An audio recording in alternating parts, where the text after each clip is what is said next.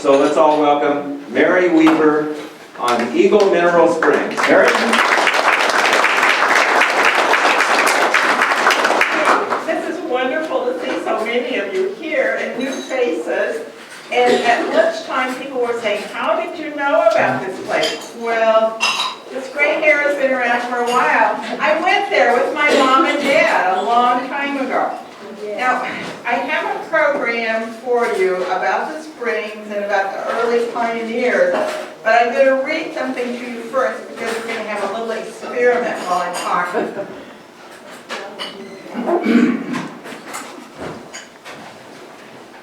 This is from the Rippy History book. The water has some very peculiar properties.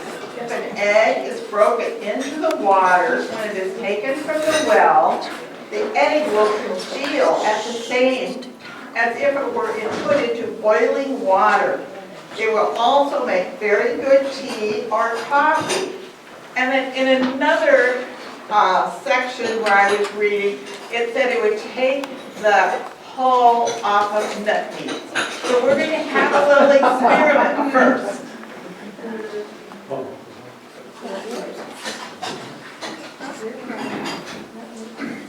A plain egg. I'm not a magician or anything. It's just an egg from my refrigerator.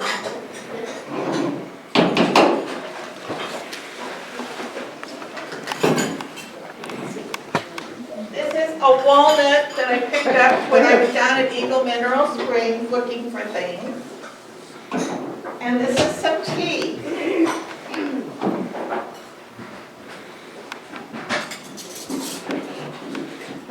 Now this is not from Eagle Mineral Springs. It's from an artesian well about a half-mile north of where the springs were.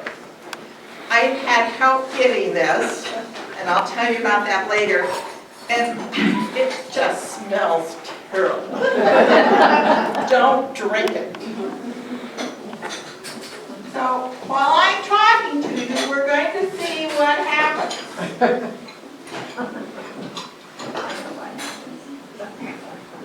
Okay, the egg, the walnut, and the tea. Can you hear me okay if I don't use the mic? Yeah. Okay. Then because I can walk around better without the mic. This is Elijah Orman. The research that I read said that he was the third settler in Greene County.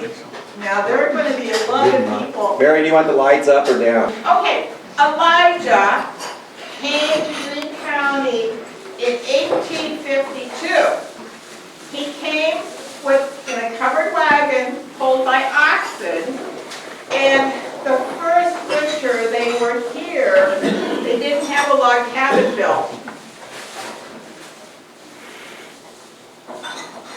So they stayed in caves just south of their property on the Raccoon River. Now I went down there while the foliage was still on, and I couldn't see the caverns or the caves at all. But if you use your imagination, that's where they were.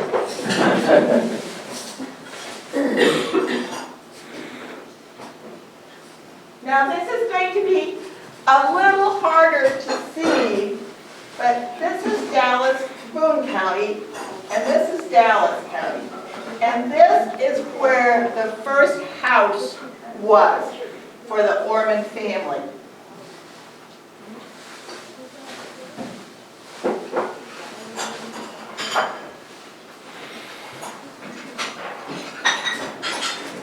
I have some things I'm going to pass around because they are in such poor shape, they weren't going to photocopy well enough to be on the screen.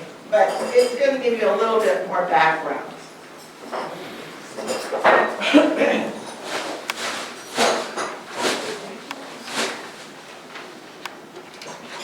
You'll see Angus over here. Right at the turn of the century, Angus was a big big coal mining area. And they first found the Eagle Mineral Springs because they were trying to drill for coal. And not Elijah, but his son, Thomas Jefferson. And this is Thomas Jefferson Orman. And he's living with his son, Tom Everett, in the house that was built, they say the third house in Greene County, but it is the first clapboard house. You'll see it has siding. And the timber there in front of it is from their original log cabin.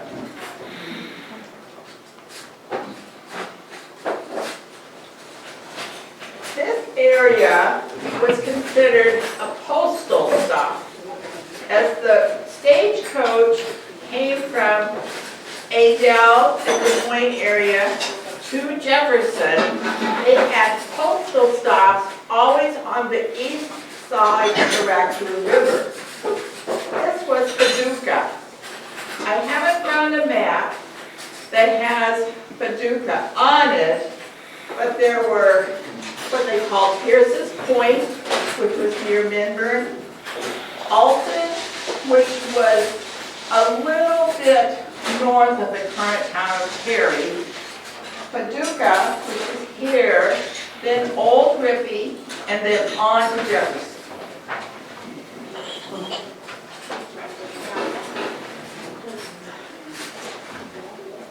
This is kind of scary, but I was very curious and Chuck kept encouraging me.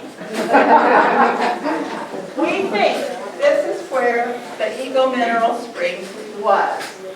And the person that owns this property lives next door to our good friend Jack, Lynn, and Betty Griffin. And Jack was very helpful to me. He said, it's down in the Snake Creek bottom, but I don't think you should go there by yourself. And he was right. You have to keep looking at the sign that says keep out, and there are all sorts of padlocks on here. And so I Googled this person's name. Jack knew his name was Robert Colson. And I Googled him and found his land company, but no one would ever answer the phone. So and Chuck is such a coach. Chuck said, oh, why didn't you get some pictures? Why didn't you find some water? Why didn't you? Okay, Chuck, that's right. So I found out the wife's name was Vicky. So I Googled her, got a phone number, and called Vicky. And she said, oh, Robert is very busy. I did send him a letter too, asking for permission. And she said, I'll give him your letter again. Well, here he is. He wasn't as scary as everybody thought. He just wants respect and privacy. He lives in Ankeny, and he has a large corporation and has bought a lot of farmland down in that area. But as it turned out, he was very patient with me. I visited him 3 times, and he's the one who got the water for me. So you never know. You just got to take everything. Face back. Then I have had so many helpers in doing this, you guys. This is from another neighbor, and this is a flyover that was done by the USDA in 1930. And it's a great Google site. But you can see there was a road down to Eagle Mineral Springs.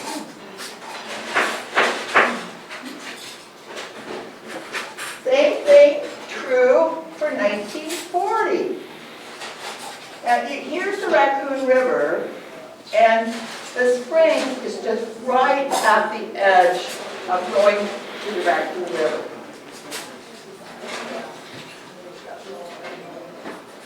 I drew this map again too. This is a current map that the recorder and auditor from Greene County gave me.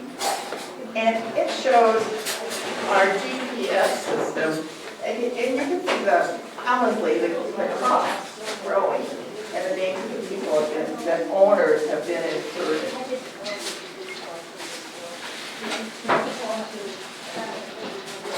So, Mr. Colton said, it's right down there. See that white bush? It's right down there. But don't go too far, you'll fall in the river. So, here my husband went with me, and we had permission, so we went down, followed that fence line, hoping to see where the spring had been.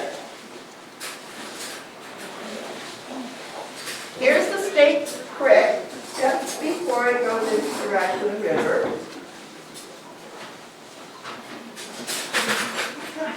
And here is what they call the pump house. Mr. Orman, this Mr. Orman, was drilling for coal. And he went down 87 feet and broke through the sandstone, and water just came shooting up. And that was the beginning of Eagle Mineral Spring.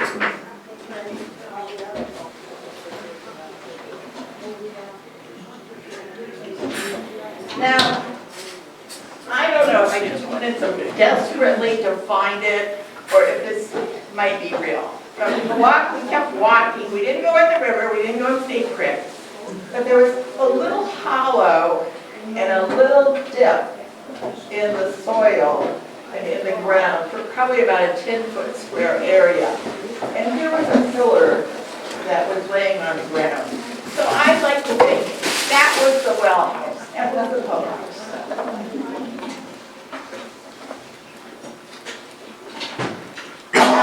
This was an ad that was in the local Perry paper for Eagle Mineral Spring.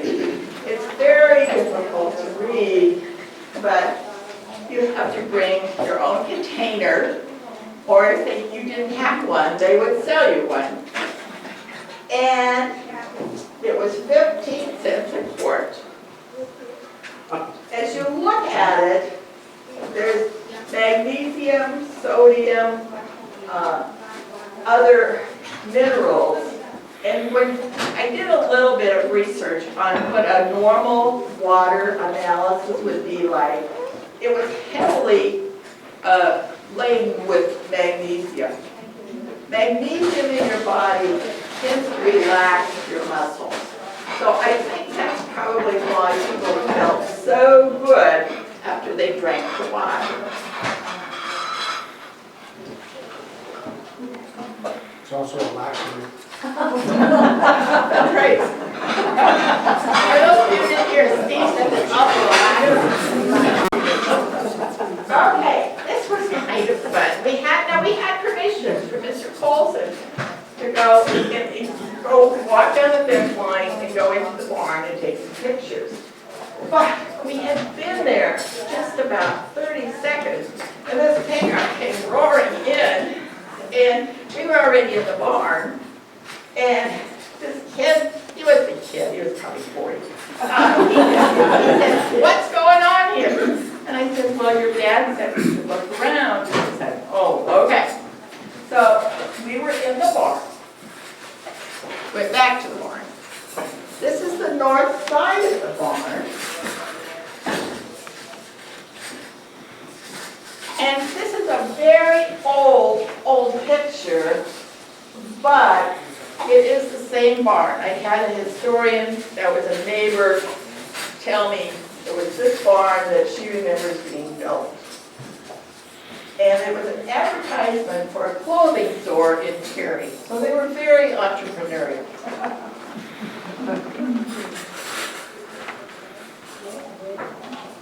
Now, once we went in the barn, it was very, I'm going to say, crudely built.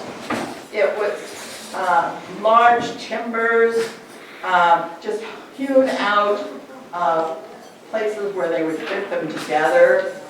And square-headed nails. I was just kind of intrigued by the nails. But as I kept reading, that they had a sawmill that they'd gone to Clinton to get, and they called it a saw rig because it wasn't really run by the river. And they made shingles and other pieces, other clapboard. And he took some of the shingles to Des Moines and sold them and got nails. Now, is that not amazing? Jeez. Here you can see it was kind of hewn out, very rough. And it's all made out of walnut and maple.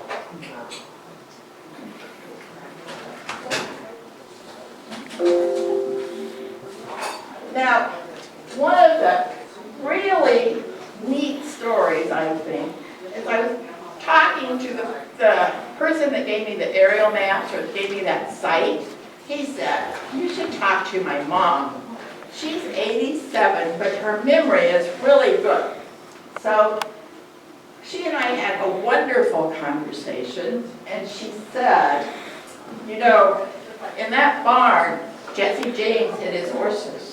And I said, oh, really? She said, well, it's on pretty good authority that he stayed there with the Ormonds. And I said, okay. And she said, Jesse James appreciated Mrs. Ormond so much that he gave her several gold coins. And she took them out in the back and buried them, and they've never been found. I said, oh, Mrs. Mintz, that's really exciting. And she said, well, lots of people have looked, but they've never found them. I don't know if it's a folklore or if it's really true. So part of me was kind of decided to tell you guys this because my interaction with Mr. Colson had been so kind of scary at first that I didn't know if I should tell you there might be gold coins there. I would get permission before you go look.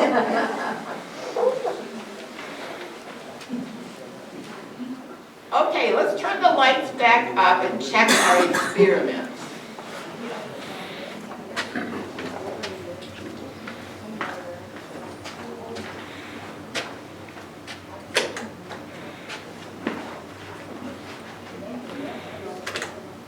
Now, you might remember when I was reading it said it should be taken directly from the mineral spring and then put the egg in immediately. So those two things are our variants. I don't think the egg, I don't think, that's why I said I shouldn't be upstairs. I don't think the egg is congealed. The walnut has just floated, although we have a little bit of color to it, but not much. And no, it hasn't. The tea is starting to make a little bit of tea, but I don't think I would drink it. Now, let me see if you guys have questions. I'm hoping some of you might have heard of Eagle Mineral Springs before today. How long was it supposedly operating? Were they selling the water? Oh, that's a good question. It started in 1911, and then Thomas Jefferson Ormond died at age 90 in 1959, and he was still selling water.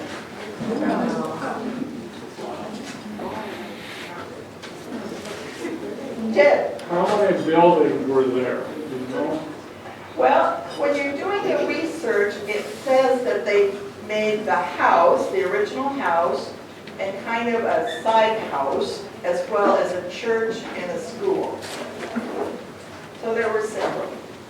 In the pump house? And the pump house.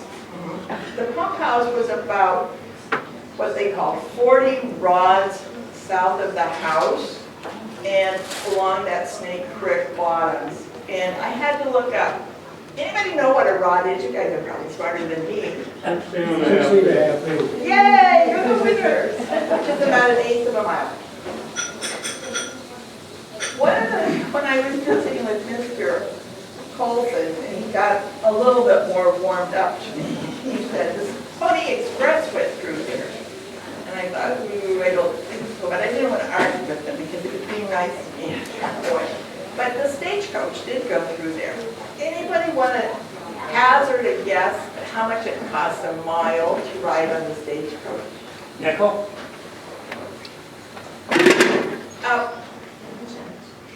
Well, whoever said 10 cents, if you get together, it was 7 cents a mile. And how fast do you think it would go? How fast could the horses go?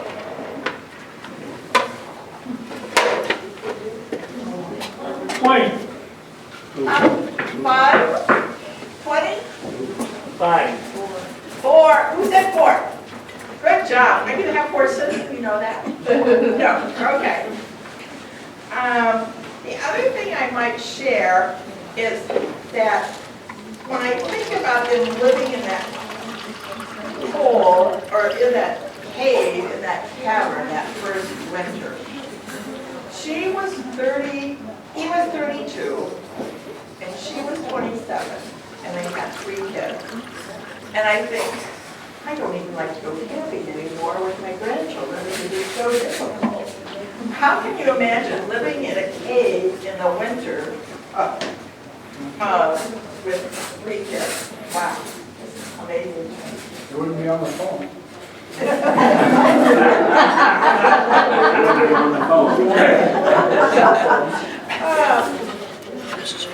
Chuck, Mary, the actual mineral springs was, like 19, what did you say, 1911? 1911. And you remember it into the 50s, or even up to 59 when Thomas died. So did it have any presence at all in Ribby? Or, I mean, did they do any that kind of sales, or was it all out at the site? It was, good question. He's asking if the sales were all out of the site, and it was, because they could not, the bottles, if they tried to cap them and ship them or travel with them to any extent, they would explode. So people supposedly came from St. Louis, from Minneapolis, to get the water. But there wasn't a presence in Ribby. The only thing that seemed to be is that B.F. Osborne, who was kind of the Ribby promoter back in the 30s, he tried to get Mr. Orman to sell it and to make a spa out there. And supposedly he had offers, but he never did sell it. Jim? Was the water warm, hot, cold? First of all, the water that I saw from the artesian well that we used was cold. And then as nearly as I could tell, the water that was directly from the springs, from the reading, it was not hot. It was the minerals that were making it congeal. Well, I have a farm just kind of north of there, and our water also explodes. The well house would explode, and you could light the water on fire. So I'm curious, when you said it smells bad. It smells like sulfur. Like sulfur. And I was also wondering if you had thought about getting that water. Oh, that's a good. She's asking if she lives on a farm near there, and she says that sometimes their well house explodes and gets on fire. And she's wondering if maybe we should have this water tested for the mineral content. Good, that's a fun thing. One more, Mary. Sure. So with your comment, it makes me wonder, is this common around Greene County? Have we got other mineral water outlets around that you've ever heard of? Not that I have heard of, but let's post that to the We the have group. other artesian wells. I don't know whether they contain as much mineral. Joyce is saying there are artesian wells, but not with those properties, should we say? Probably, I haven't heard that they did. Well, I would have hoped that Mr. Colson would want to go back down there and dig up Eagle Mineral Springs, and we can start a and southeast Greene County, and it would become a new booming era for Greene County, but I have a great deal of respect for him, but I don't think that's going to happen. He has a lot of black Angus cattle that he's taking care of down there. Do they feel relaxed? Do the cows look at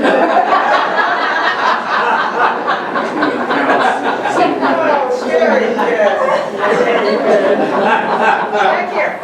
I'm not, my father, Gail Whiten, used to own that property. Yes. And I'm not sure what year he bought it, but he said that the pump was gone when he bought it.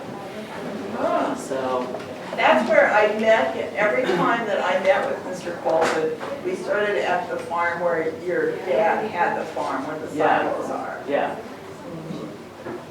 And just very, very farm oriented. He looks like, when you look at his Google website, it looks like he's a land developer, but you saw the picture, he's very common and has dirty, bad looking boots. Yeah.